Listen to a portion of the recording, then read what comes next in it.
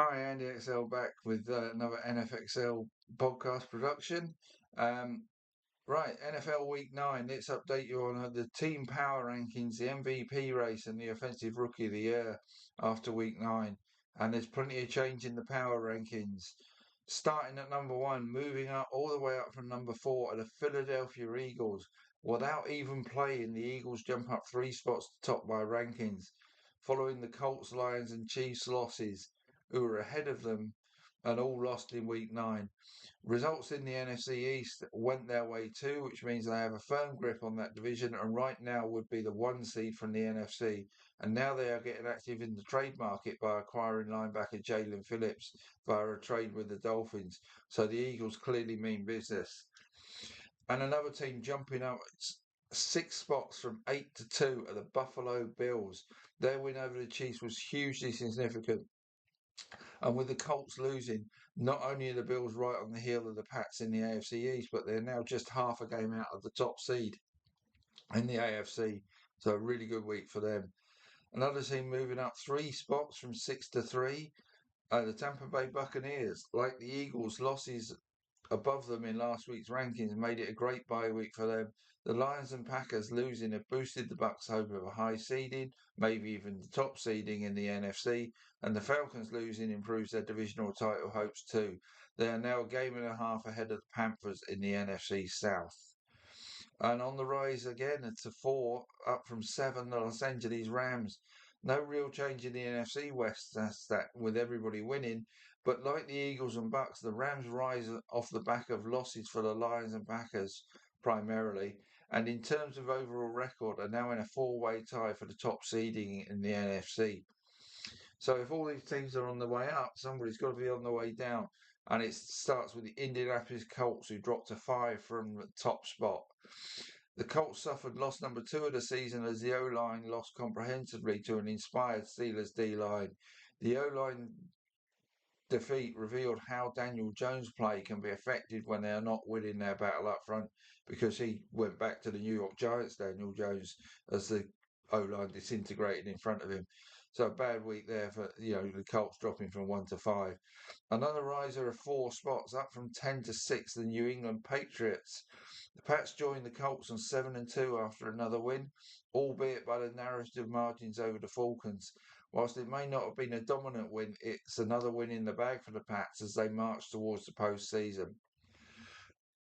Right, let's get to the couple of teams on the slide. Down 5 spots from 2 to 7, the Detroit Lions. Just when I thought the NFC South was turning into a two-horse race, Week 9 has blown it wide open with the Bears and Vikings now just a game back of the Lions. Detroit now sit in the final wildcard spot in the ultra-competitive NFC standings following their loss to Minnesota. And Green Bay Packers are on the slide as well from 5 to 8. And pretty much the same applies to them as it does to the Lions, in that their stroll to the postseason will now require them to up their game following a loss to the Panthers in Week 9. They do still lead the NFC South, but that is tightly bunched, and they have fallen to 4th in the NFC standings after a costly loss. And another costly loss is that of Tucker Kraft for the season. So staying at 9 are the Los Angeles Chargers. They stay still despite winning. The Chiefs' loss helps them in their pursuit of the AFC West title, but seeing Joe Alt carted off in Week 9 and losing him for the season is a significant blow to an already depleted O-line. The Denver Broncos get into the top 10, moving up 1 spot. They pulled off another win. They pulled another one out the fire in the fourth quarter to join the Colts and Pats at the top of the AFC standings and still a game clear of the Chargers in the AFC West. But would they have been able to make the comeback if CJ Stroud played the whole game for the Texans?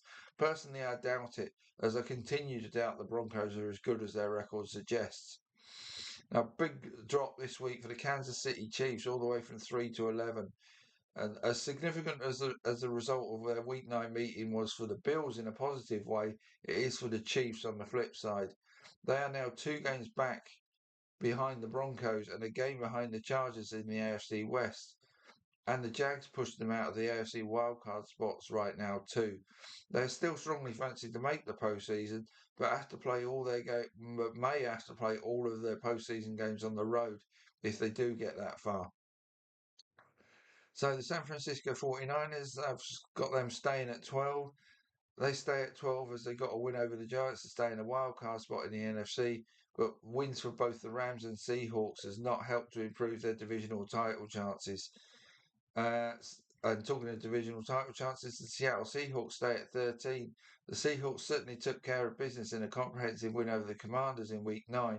That keeps them in the share of the NFC West lead with the Rams and certainly on track for the postseason. If the Rams keep playing like they are and the 49ers ever get healthy, I still see the Seahawks as finishing third in their tough division though. Right, staying still at 14 despite a great performance, the Pittsburgh Steelers. That was a great, as I say, great win over the Colts that showed how good they can be. And with the Bengals losing again, it gives them a 2-game lead in the NFC North. And losses for the likes of the Chiefs and Texans has increased their Plan B wildcard prospects too. And another team stays still at 15, the Baltimore Ravens. Love to see a 4-touchdown return for Lamar Jackson. They did. And D keeping the Dolphins to just 6 points are another indicator that the Ravens are back as a force to be reckoned with in 2025. Can they catch the Steelers, though? Still work to do. Although they do still have to play them twice. So it's there for them.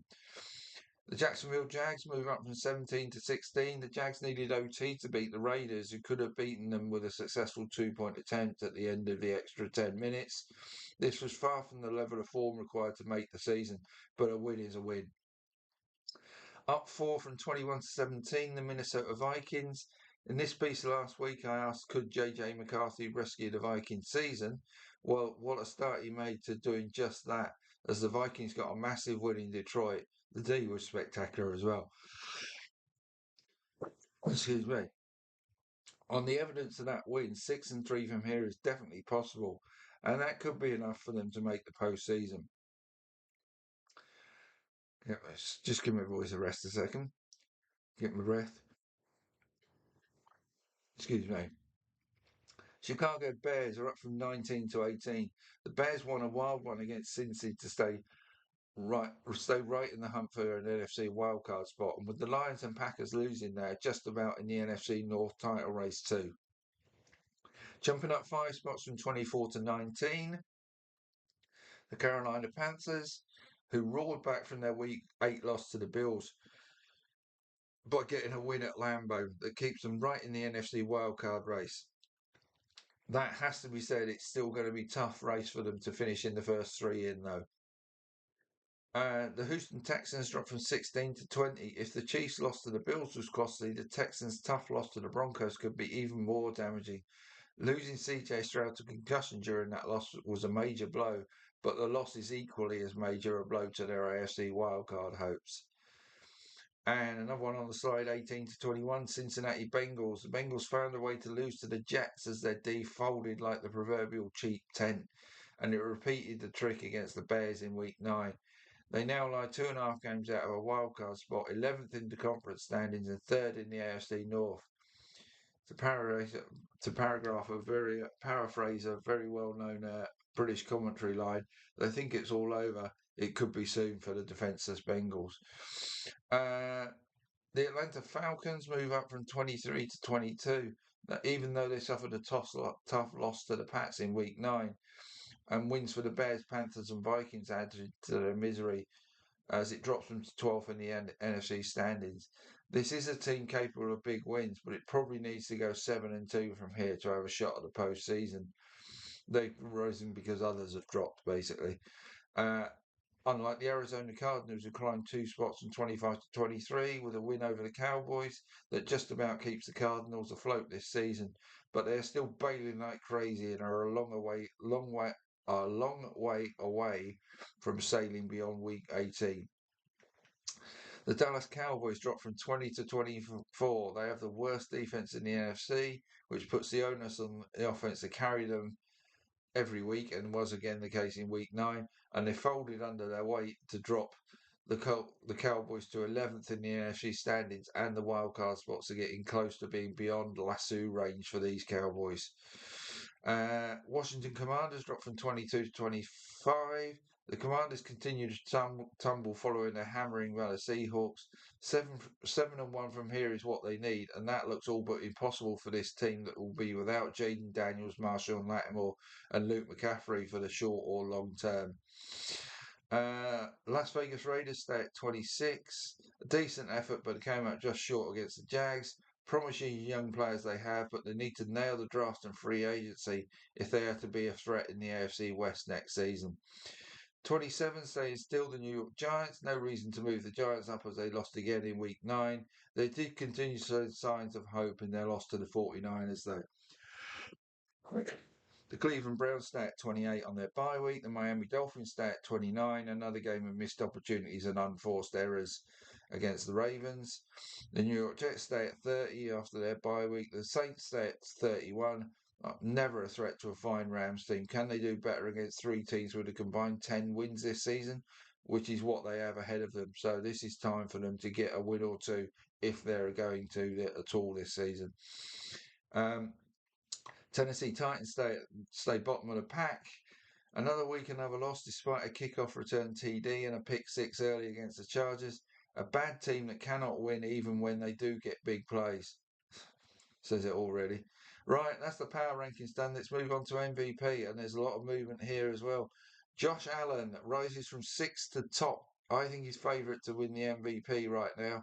He's averaging 229 passing yards a game, 1.6 passing touchdowns per game, 35 rush yards per game, and has 7 rushing touchdowns in 8 games. You know, if the Bills continue to climb the rankings, Allen's going to be at the forefront of that, and therefore he'll be at the forefront of MVP voters' minds too. And a guy who's jumping up that to the front of that list massively. And week 9, like I said, with some good and bad performances from teams that have MVP candidates, really shook things up. But jumping all the way up from 10 to 2 is Matthew Stafford. Now, has a huge 2,140 yards passing this season, which is 260 yards per game, 21 passing touchdowns as well, which is over 2.5 a game. Outstanding performance from Stafford. And if the Rams continue to fly, then he's going to fly with them. Staying at 3 is Drake May. Not such a polished performance this week, but the Patriots are still up there, and that's going to keep, like I say, MVP candidates are partly reliant on their teams playing well, and that applies to May. As long as the Patriots keep going well, like Allen with Buffalo, really, whichever team ends up winning that division out of Buffalo and New England, that's probably going to decide who's the primary MVP candidate from that division. Dropping from 1 to 4 is Patrick Mahomes. Well, the Chiefs lost, and now they're outside the playoff spots. So if they fail to make the postseason, Mahomes has got no chance of being MVP. If he leads them back to get winning the AFC West, say, then he's right back in it. Right. And a quick break to get my breath and sort my throat out. Should have got a drink. Gonna keep going. Jonathan Taylor down from 2 to 5. Very quiet week for him compared to the rest of this season. He now has a mere 1,113 scrimmage yards this season and just the 14 touchdowns. So he's now dropped to being on target for 2,102 yards and between 26 and 27 touchdowns. And just behind him now, climbing 6 spots, is Christian McCaffrey, who actually has more scrimmage yards than Taylor. Yes, he has less touchdowns, but arguably he's having more of an impact on the 49ers team than Taylor is on the Colts. So it's close between those two, which are the primary running back MVP candidate right now. Baker Mayfield was on bye, but he drops from 4 to 7 due to the rise of others like Allen and Stafford and McCaffrey. Lamar Jackson, great week for him and the Baltimore Ravens, but they've still got work to do, which is why he stays at 8. Justin Herbert, he stays at 9, had another good game after a bad start, but the state of the Chargers O-line isn't going to help his cause going forward. Jalen Hurts drops from 7 to 10. Again, he suffered as others have risen. Um, Jackson Smith and Jigba, I've jumped him up 2 spots from 13 to 11. He's still a long shot to win this. Wide receivers find it tough to win this award. Don't think one's won it for 25 years or more. But he's averaging 118 and a half scrimmage yards per game. He needs to up his touchdown production if he's going to really push his MVP candidature. But he has had 600-yard games this season with a low of 90 yards in his game. So incredible consistency from Smith and Jigba, and deserves recognition for it. I've added his teammate Sam Darnold in at 12 this week. When you compare his stats to others, like Justin Herbert, Darnold is passing for 6 fewer yards a game than Herbert, as is averaging the same number of TDs per game. Now, he has thrown 5 picks. Herbert's thrown 8, mind you. So if Herbert's an MVP candidate, surely Darnold deserves a mention. Dropping all the way from 5 to 13 after his team lost this week, and he had a pretty poor game too, was Jared Goff. Similarly, Jordan Love drops from 11 to 14. It was probably only a real long shot. He needed Green Bay to basically walk away with the 1 seed in the NFC for him to be an MVP candidate, but that's looking unlikely now, and his play was far from good in week 9. And Bijan Robinson drops from 14 to 15 after a quiet week for him. So that's the MVP race updated. Offensive Rookie of the Year, very little change in this week, so I'm pretty much going to just whip through it. Emeka Egbuka was on bye, so he stays at 1. Ashton Jonte had an okay week, but nothing sensational, but it still moves him up from 3 to 2, because Tyler Warren had a quiet week to drop from 2 to 3. Quinshon Judkins was on bye, so he stays at 4. Ted McMillan, nothing spectacular from him this week, so he stays at 5. Aronde Gadsden is still at 6, but I did consider moving him up 1 spot, but I've left him at 6. Harold Fanning was on bye, stays at 7. Jackson Dart, the Giants lost this week, so he stays at 8. Amarian Hampton is still hurt, so he stays at 9 because he hasn't changed his numbers. But right behind him now, after a strong showing in his first game as the lead back, was Carl Monangai, who I've added in the list at 10. He's got 445 scrimmage yards and a touchdown compared to Hampton's 450 scrimmage yards and 2 touchdowns. And you might say Hampton's missed a lot of time, but then Monangai hasn't had the opportunities that Hampton's had up until this point. Ja'Cory Cross-Gameret had another quiet game and may even be losing the lead role at Washington as other people that seem to outperform him every week. Who was it last week? I've forgotten his name at Washington. You know what I mean, the third runner, Jeremy McNichols, outperformed him last week, and Chris Rodriguez outperformed him this week. So he needs to be the best running back on his team to have a chance of winning this. Colston Loveland comes into this list at 12. He now has 234 yards and 2 touchdowns for the season. If you compare him with other tight ends, the next one up this list is Harold Fanning, who has 124 more yards than him and the same number of touchdowns. So still more work for Loveland to do if he's to become the best tight end candidate for Offensive Rookie of the Year. Matthew Golden had a really quiet one as Green Bay struggled, so he does move up from 13 to 12. He moves down from 12 to 13 as Loveland and Monangai come in the list. And Travis Hunter drops from 11 to 14, and he's probably done for the season. So almost no chance of winning it unless he's make some miraculous recovery. So that wraps all that up. That's my week 9 update of the awards, as it were. So next up for me now is to move towards week 10 and the previews of that. So look for the first one of those on Thursday. See you soon.